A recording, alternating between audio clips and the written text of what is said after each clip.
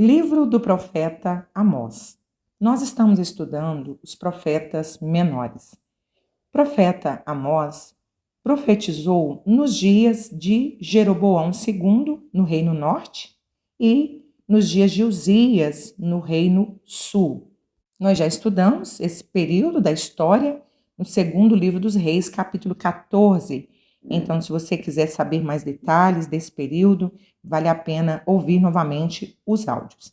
Esse período do rei Jeroboão II e de Uzias no Reino Sul foi um período de muita prosperidade em toda a nação. Mas, mesmo vivendo essa prosperidade, ao invés de serem gratos a Deus, ao invés de aproximarem mais o Senhor, eles ficaram soberbos, a nação se afastou do Senhor. Então, o fundo histórico desse período foi um período marcado por muita idolatria, injustiça social, corrupção dos líderes, corrupção dos juízes, dos sacerdotes, opressão aos pobres. A idolatria imperava a ponto de eles acharem que estava tudo bem, desde que continuassem adorando a Deus também, estava tudo bem adorar outros deuses. Então, foi nesse período que Deus levanta o profeta Amós. E quem era esse homem? Ele não era de linhagem profética, não era de linhagem sacerdotal.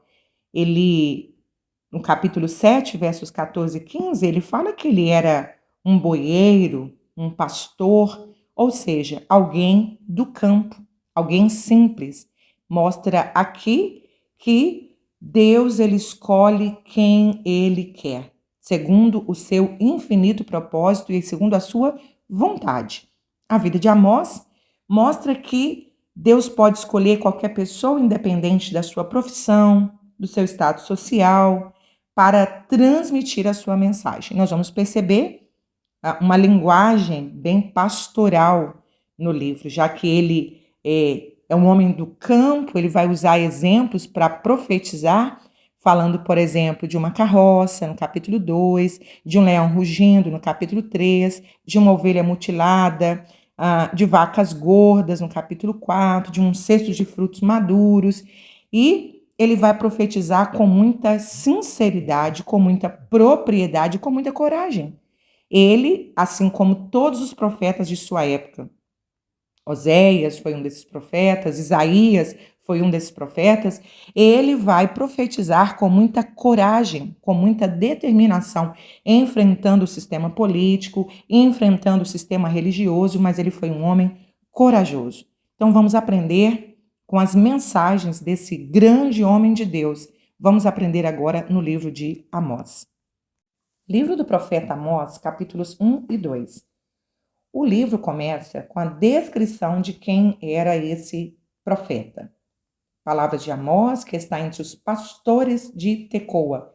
Era uma cidadezinha que ficava próximo de Belém, ao sul de Jerusalém.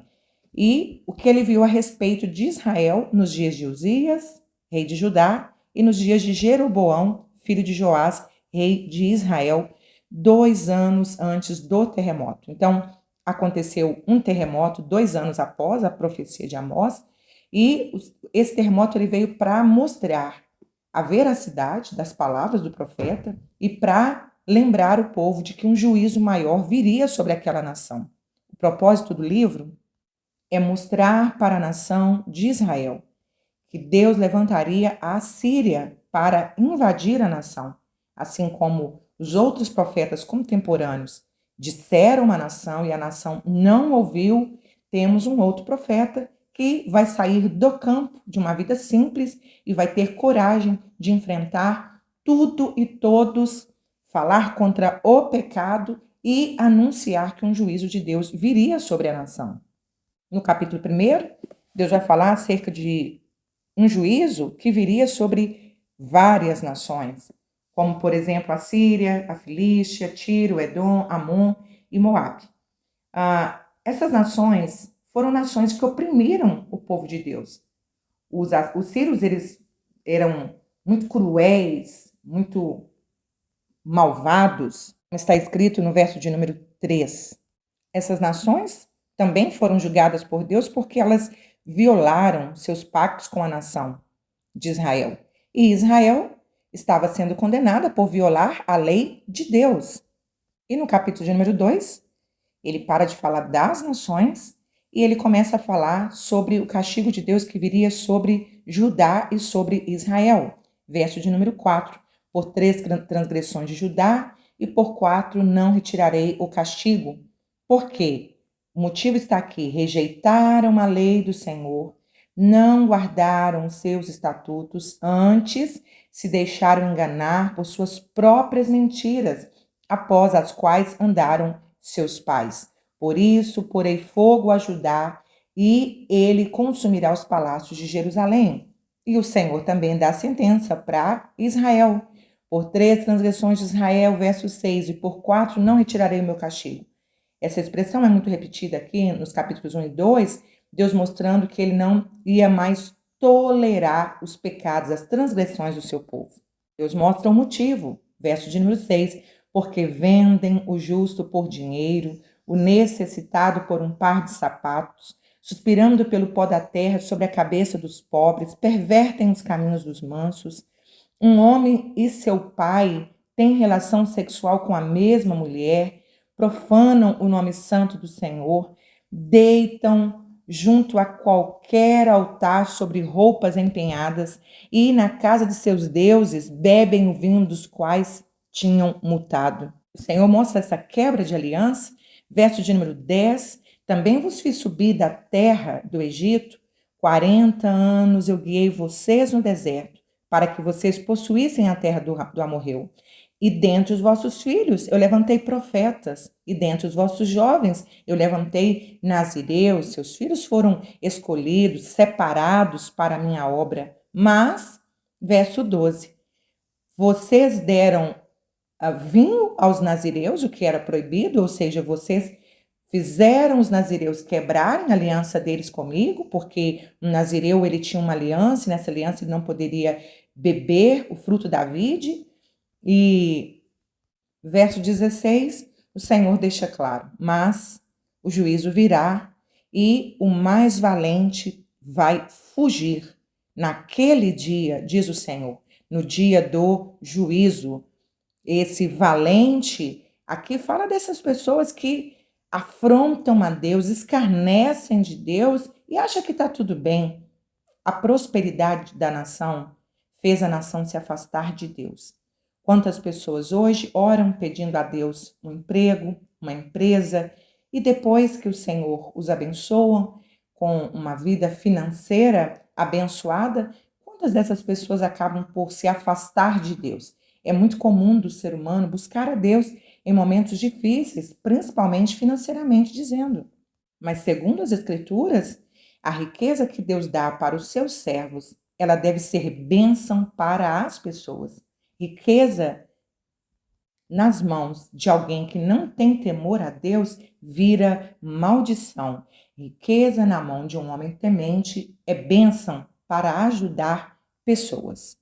E o nosso relacionamento com Deus, ele deve ser diário, em todos os momentos, nos momentos bons ou nos momentos difíceis. Deus, assim como um pai, ele não fica feliz quando um filho lhe procura apenas em momentos de dor ou de dificuldade, como um pai. O prazer do Pai Celeste é que os seus filhos amem a sua presença, amem um relacionamento e não ame apenas as bênçãos que Deus pode dar. Livro do profeta Amós, capítulos 3 e 4. Capítulo de número 3, o profeta Oséias vai mostrar para o povo quais são os principais motivos desse julgamento. Ele vai trazer uma mensagem para Israel e para Judá, mas especialmente direcionada para Israel, que seria invadida pela Assíria. E nessa passagem, ele mostra os principais motivos. Primeiro, no verso 1 ele disse assim: ouve esta palavra que o Senhor fala contra vós, filhos de Israel, contra toda a geração que fiz subir da terra do Egito. Então, primeiro ele está dizendo, lembrem de uma aliança que eu fiz com vocês. Eu tirei vocês, vocês eram oprimidos, vocês eram escravos. e eu tirei vocês, eu libertei vocês da escravidão. E agora vocês estão fazendo pessoas escravas? Agora vocês estão vendendo os pobres para oprimi-los? Segundo, de todas as famílias da terra, verso 2, a vós somente conheci. O Senhor está dizendo, eu escolhi vocês no meio dos povos. Deus havia escolhido Israel como esse povo especial. E o Senhor guardou, guiou no deserto, levou para a terra prometida, e eles foram abundantemente abençoados pelo Senhor. E depois quebraram essa aliança, não reconheceram a bondade do Senhor e passaram a cometer iniquidades terríveis. Versículo de número 7 é um versículo maravilhoso que o Senhor lembra que ele está usando vários profetas para falar acerca do juízo. Certamente o Senhor Jeová não fará coisa alguma sem ter revelado o seu segredo aos seus servos, os profetas. Deus está dizendo assim, olha, eu tenho uma intimidade com esses profetas e eu não vou permitir que nenhum mal aconteça com uma nação sem que antes eu tenha avisado aos profetas para que eles falem a vocês. Então o juízo está sendo proclamado. O juízo está sendo avisado para que a nação se arrependa, porque o desejo do Senhor era o arrependimento e não a punição. No capítulo número 4, o profeta faz uma comparação com essas mulheres amantes do luxo, esses homens que estavam amando dormir em suas camas maravilhosas, em seus quartos de luxo e esqueceram-se do Senhor, esqueceram-se dos pobres. Então ele traz aqui comparando as vacas de Bazã, que Bazã era uma região com ricas pastagens, então elas engordavam. Ele está dizendo, vocês estão como essas vacas de Bazã e agora abandonando o Senhor. Ele, no versículo de número 4, ele é irônico, ele convida esse povo para continuar isso, continuem pecando, continue multiplicando a transgressão de vocês, mas não se esqueça que o juízo de Deus virá. O Senhor ainda lembra de vezes que o Senhor os tratou, achando que assim o povo se renderia, que o povo se voltaria para ele, as estratégias de Deus de punir o seu povo, de permitir situações e calamidades, como diz aí a partir do verso de número 6, vos deixei com dentes limpos, ou seja, sem comida, falta de pão, retive, verso 7, a chuva, permiti a seca, verso 9, feri vocês, verso 10, enviei a peste, mas vocês, verso de número 8, vocês, contudo, não se converteram a mim. Esta sempre foi uma estratégia de Deus, como um pai, como um pedagogo, o Senhor sempre teve uma estratégia. Segunda Crônicas, capítulo 7, versos 13 e 14.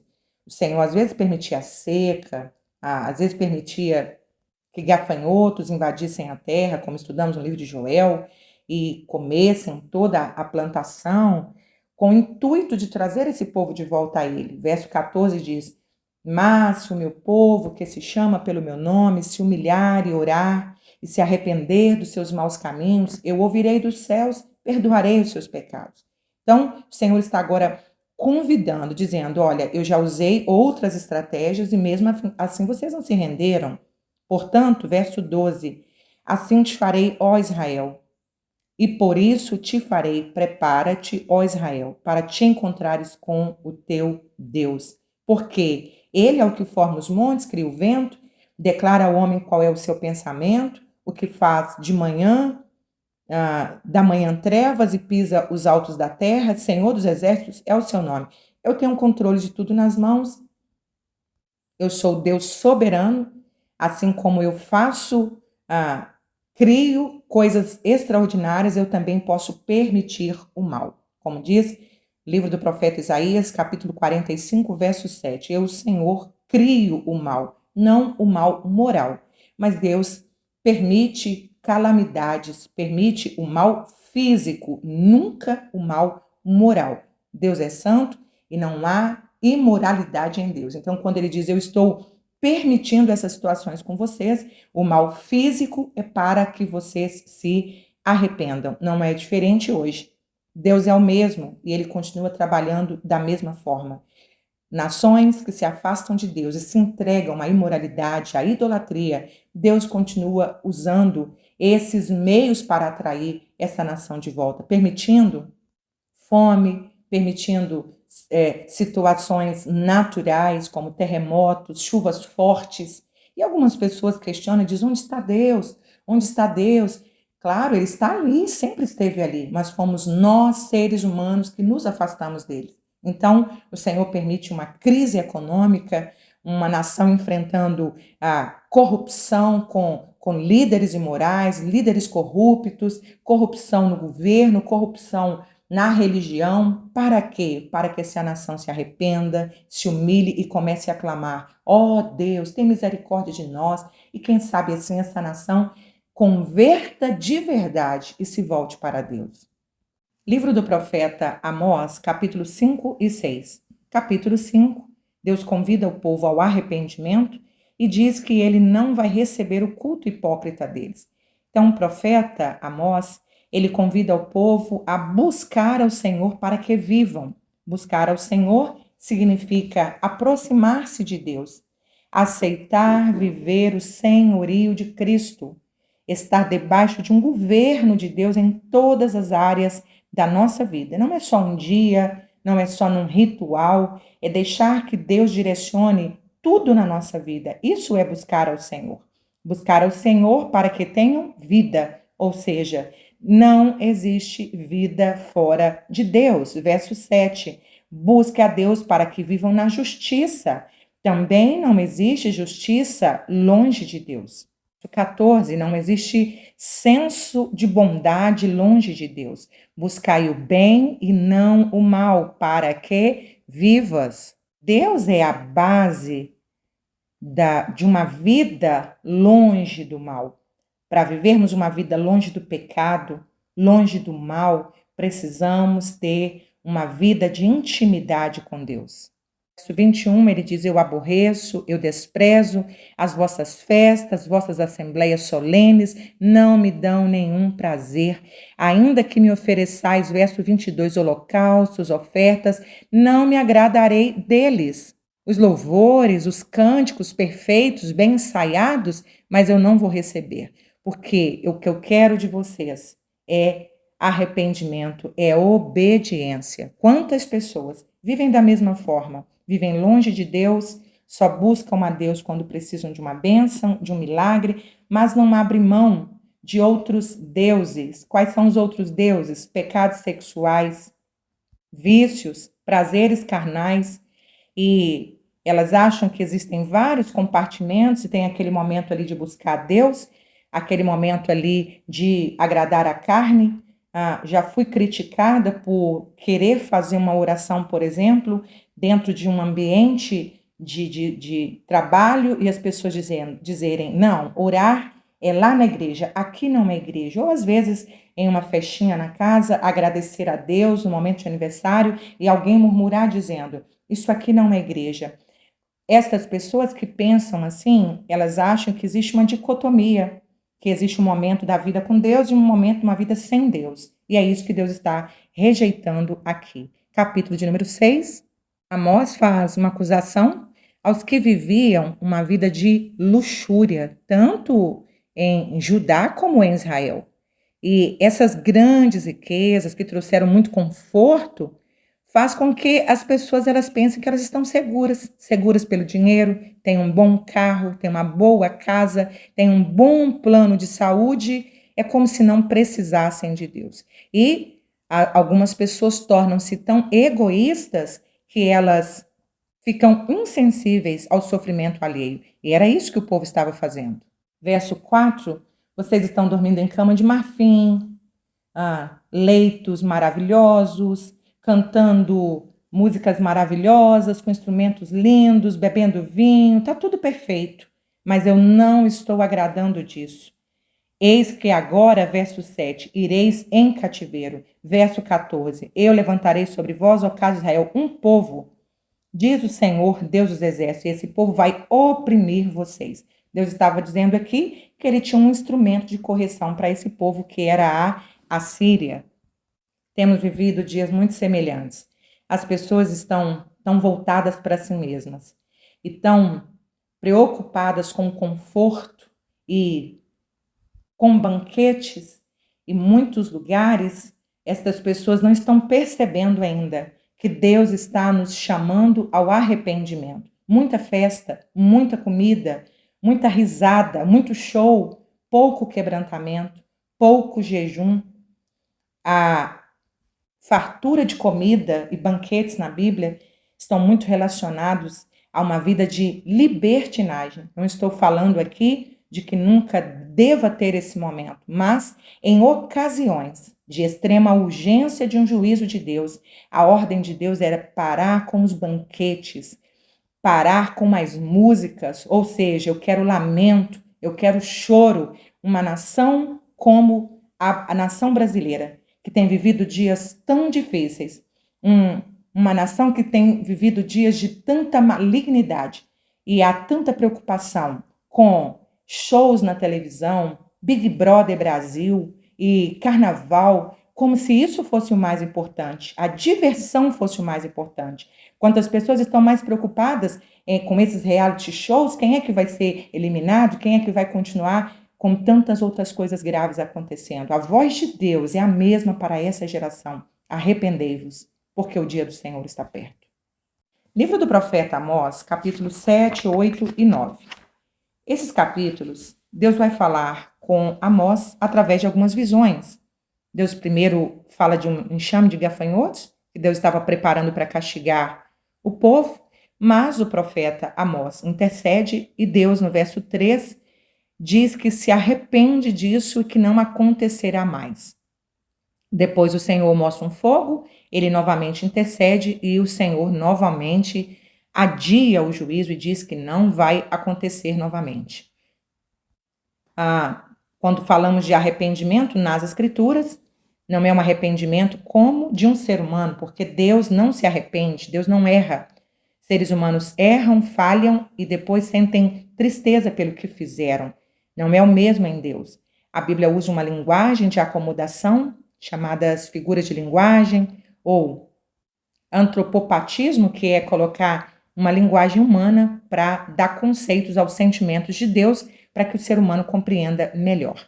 Depois, versos 7 ao 9, o Senhor diz que, através de uma visão de um prumo e de um muro, que o Senhor estava verificando se o povo estava dentro ou não do padrão da sua moralidade, das suas leis. E se o povo não tivesse no prumo, o Senhor desta vez iria executar mesmo o seu juízo e não ia adiantar intercessão e não ia adiantar clamor.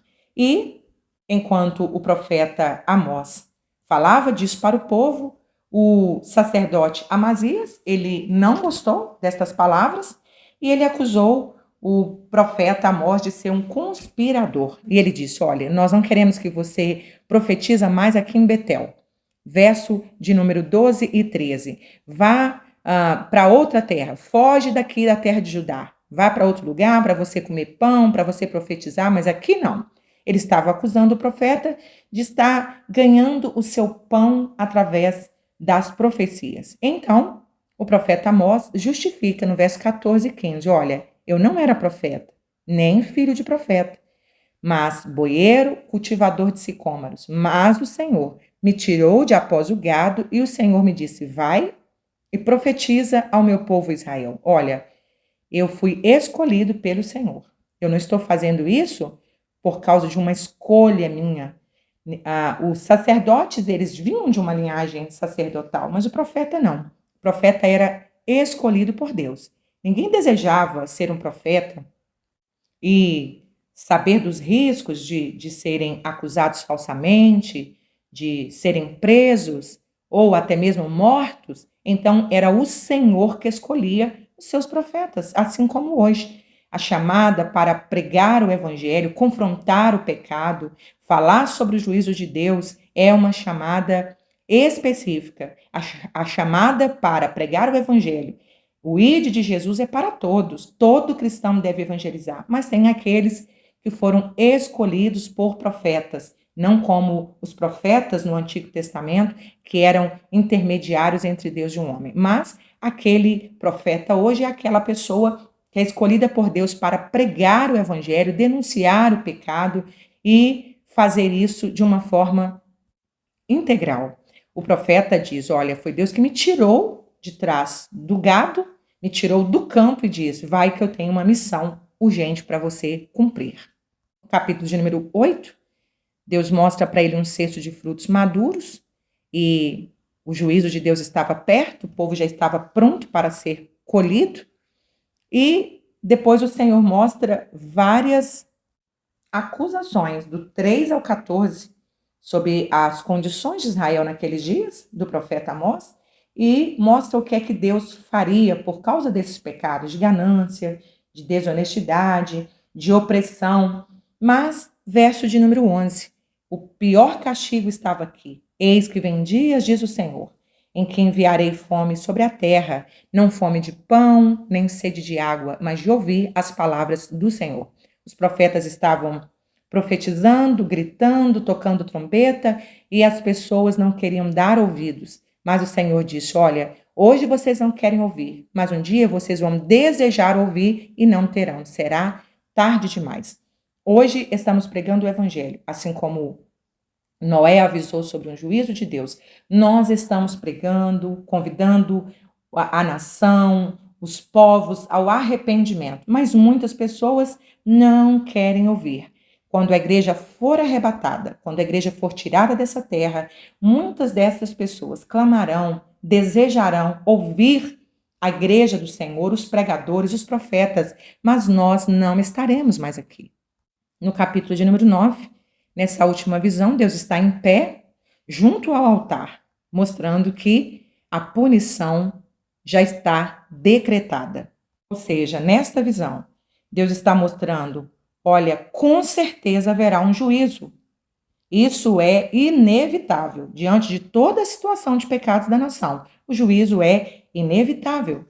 Verso de número 2, não haverá nenhuma forma de fugir, de escapar do juízo de Deus. Verso de número 2, ainda que cavem até o inferno, a minha mão os tirará ali. Se subir ao céu, ali os farei descer. Ou seja, ninguém escapará do juízo de Deus. Verso de número 5, o Senhor mostra a sua soberania, o seu grande poder sobre tudo e todos, porque o Senhor dos exércitos é o que toca a terra. Ela se derrete, e todos que habitam nela chorarão, e ela subirá toda como um grande rio e se submergirá como o Egito. Ele é o que edifica suas câmaras no céu, e na sua abóbada fundou na terra o que chama as águas do mar e derrama sobre a terra. O Senhor é o seu nome. Vocês não estão acreditando, mas eu tenho poder. O Senhor estava dizendo isso. Eu tenho soberania sobre as nações e sobre você, casa de Israel. E dos versículos 11 até o versículo de número 15, o Senhor, então, fala também de uma certeza de restauração. Assim como estava decretado o juízo, também já está decretado a restauração da nação de Israel e de toda a terra, que será o governo milenar de Cristo. As promessas, verso 11, levantará a casa de Davi, reparará suas brechas, restaurá-lo-á como nos dias da antiguidade. Verso 14, mudará a sorte do seu povo. Verso 15, plantá-lo-á na sua terra. Verso 15, e nunca mais serão arrancados da terra que lhes dei, diz o Senhor teu Deus. Quantas pessoas tentando destruir Israel, tirar Israel do mapa, porque acha que Israel é o problema da humanidade. E quantas pessoas querem tirar Israel do lugar que Deus estabeleceu. E o versículo 15, o Senhor está dando uma garantia. Olha, eu plantei vocês naquela terra e ninguém vai arrancar vocês daquela terra nunca mais. E todas as profecias se cumpriram. E esta profecia também se cumprirá. Em breve, Jesus vai arrebatar a sua igreja, exercer um juízo de 7 anos sobre a terra. Depois, ele vai abater os inimigos do seu povo, os inimigos da nação de Israel, e ele vai implantar o seu governo sobre a terra. Todo joelho terá que se dobrar. toda língua terá que confessar que Jesus Cristo é o Senhor sobre tudo e sobre todos. Que estas profecias aumentem a esperança do nosso coração diante a dias tão terríveis como temos vivido. Alegremos o nosso coração, porque fiel é aquele que nos prometeu, e muito em breve ele voltará e nos levará para estarmos para sempre com ele. Glória a Deus.